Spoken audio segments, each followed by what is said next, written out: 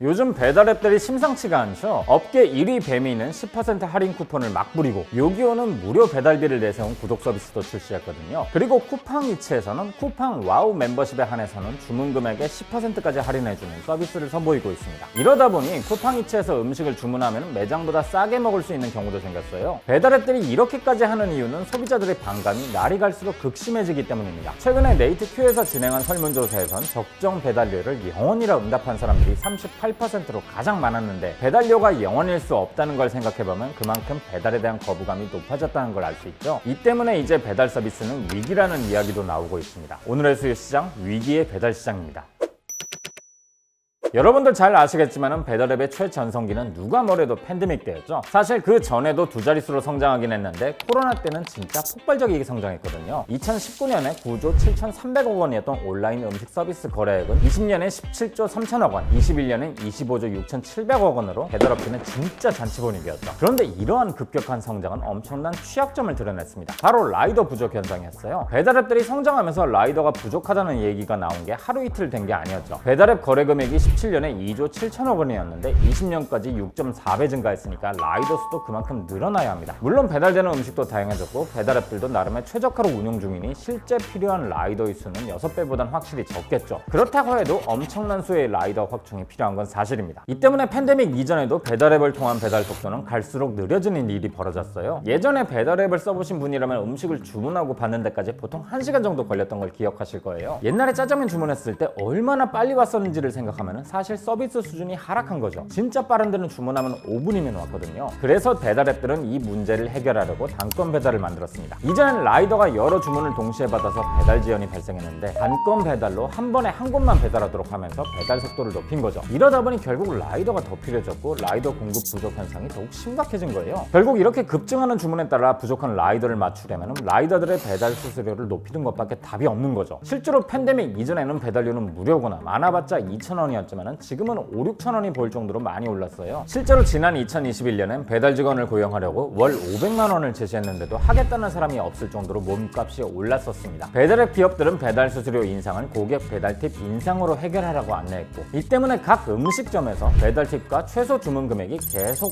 오르는 일도 벌어진 거예요. 이런 끝없는 배달비 인상은 작년에 엔데믹으로 전환되면서 바뀌기 시작했습니다. 거리두기가 풀리고 외출이 자유로워지면서 배달 수요가 줄어든 거죠. 통계청에 따르면 지난 4월 음식 서비스 온라인 거래액은 전년 대비 1.4% 감소해서 10개월 연속 감소세를 이어갔어요. 이러한 위기감을 배달앱들도 몸소 느꼈기에 포장 주문 서비스도 시작했던 거죠. 하지만 포장 주문에서도 비용을 받겠다고 하자 소비자들은 엄청난 거부감을 보였습니다. 배달비가 비싸서 직접 가져가겠다는 거였는데 거기서도 돈을 받느냐는 거였어요. 이런 위기감이 진정 느낌이가 보이지 않으니 처음에 이야기한 것처럼 강력한 할인 이벤트와 프로모션들을 진행한 거죠. 그 덕분인지 배달앱 측에서는 5월 월간 이용자 수에서 이수기임에도 선방했다는 발표를 하고 있습니다. 그만큼 할인 이벤트에 소비자들도 반응을 했다는 거죠. 하지만 이용률이 반등했어도 소비자들이 배달 서비스를 비교하면서 프로모션에 따라 주문을 하는 이용 행태도 보이고 있는데 이건 프로모션이 끝나면 언제든 다시 빠질 수 있다는 걸 의미합니다. 이용자 락인이 안 되는 거죠. 소비자들도 이 프로모션이 영원히 지속될 수 없다는 걸 아는 거고요. 또 지금은 무료인 포장 주문도 언젠가는 유료화될 수 있다는 걸 알기 때문에 이 문제는 여전히 풀리지 않는 상태인 거예요. 그렇다면 이제는 이런 질문을 던질 필요가 있습니다. 배달은 과연 지속 가능한 서비스인가? 저는 지속 가능하지 않다고 봐요. 물론 옛날에는 배달이 무료였던 시절이 있었죠. 근데 무료였던 음식들을 한번 생각해보세요. 대부분 중국집들을 많이 얘기하시는데 80년대부터 중국집의 배달 경쟁이 본격화하면서 발생한 현상이 중국 음식의 퀄리티 하락이었습니다. 배달은 엄연히 비용이 발생하는데 그 비용을 음식값에 녹이려다 보니까 음식의 질을 떨어뜨리는 방법밖에 없었던 거죠. 이때부터 중국집들은 짬뽕은 미리 끓여두고 짜장도 미리 만들어두고 만두도 공장에 당면 만두를 써서 음식의 질을 열화시켰던 거예요. 이런 중국 음식의 퀄리티 하락은 중국집의 대중적 확산과 동시기에 이루어졌기에 많은 분들이 제대로 체감하기 어려웠을 뿐입니다. 이게 아니면 피자나 프랜차이즈 치킨집처럼 애초에 고급을 지향하고 좀 더 비싼 가격을 받았기 때문에 무료 배달이 가능했던 거예요. 근데 이것도 이미 엄청 오래전의 일입니다. 일단 배달은 사람이 하는데 10년 전에 비해 최저임금만 거의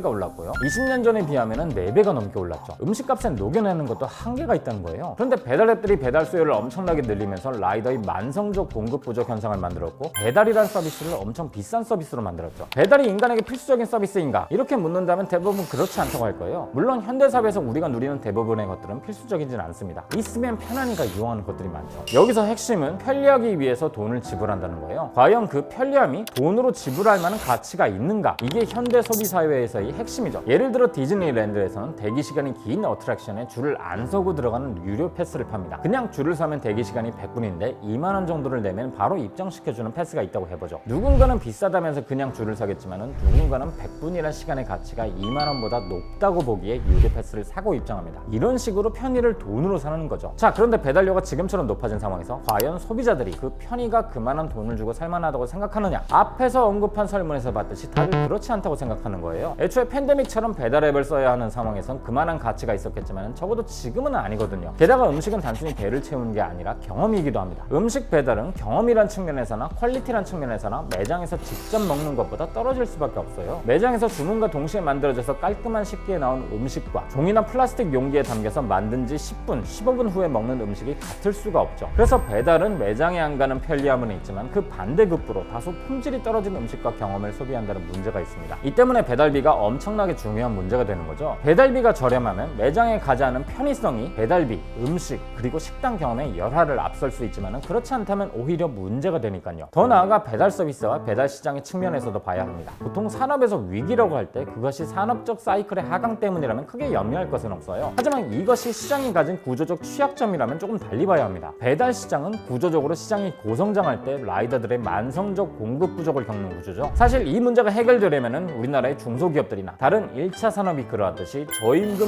외국인 노동자가 들어오면 해결되긴 합니다. 근데 1륜차 면허가 필요한 특성상 그렇게 되긴 어렵죠. 결국 배달앱의 위기라고 하는 것은 배달앱 시장이 가진 구조적 위기라고 할 수 있습니다. 배달앱의 성장이 배달비 인상이란 성장의 걸림돌을 만든다는 점이 큰 단점인데 그것 때문에 소비자들에게 비호감을 쌓아가고 있거든요. 이 때문에 배달앱들이 다른 사업으로 영역을 넓혀가고자 하는 거기도 하고요. 그래서 앞서 언급한 지속가능성의 문제가 향후 이 시장에서 풀어야 할 가장 큰 문제가 될 것이라 보는 거죠. 과연 배달 시장이 소비자들의 비호감을 뒤집는 반전을 이뤄낼 수 있을지 지켜봐야 할 것입니다.